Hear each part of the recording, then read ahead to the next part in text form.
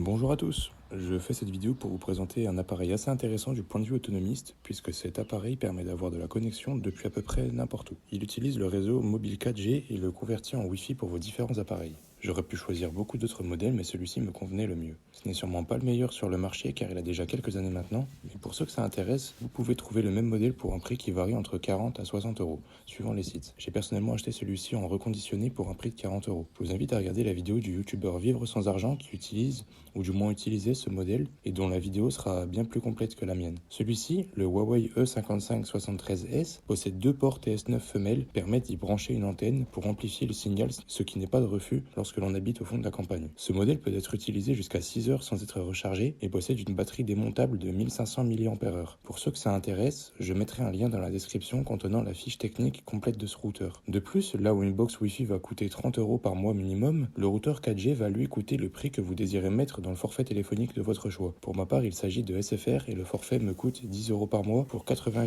Go d'internet. Ce qui me suffit, mais ce n'est peut-être pas le cas pour tout le monde puisque chacun a des besoins différents. C'est donc à vous d'évaluer la consommation internet dont vous avez besoin. Pour ce qui est du choix de l'opérateur, voici une carte qui permet de voir quel opérateur couvre mieux la zone où vous vous trouvez. Passons maintenant au bilan. Les avantages. Eh bien, premièrement, la mobilité. Vous pouvez l'emmener n'importe où avec vous, en vacances, en randonnée et le recharger avec une batterie externe ou des panneaux solaires par exemple. Il est également peu coûteux puisqu'il utilise un abonnement téléphonique. Il consomme peu d'énergie puisque son mode d'alimentation est USB, donc en 12 volts. Il dispose également d'une meilleure couverture réseau dans les zones reculées. Passons maintenant aux inconvénients. Eh bien, premièrement, le débit est un peu moins important qu'une box Wi-Fi traditionnelle, c'est-à-dire que la connexion sera légèrement plus lente et le débit variera selon les conditions météorologiques. Heureusement, cela se corrige assez bien avec une antenne que l'on peut brancher à l'appareil. Vous avez maintenant la carte en main pour faire un choix et convenir de ce qu'il y a de mieux pour votre mode de vie. N'hésitez pas à me faire part de vos solutions économes pour vous garantir un accès à Internet en commentaire.